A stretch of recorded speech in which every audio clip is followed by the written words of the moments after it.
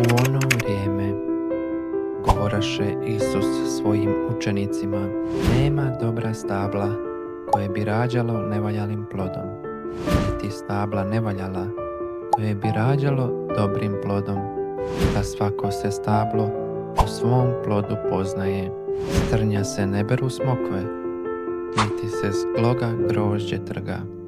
Dobar čovjek iz dobra blaga srca svojega iznosi dobro, a zao iz zla iznosi zlo, a iz obilja srca usta mu govore.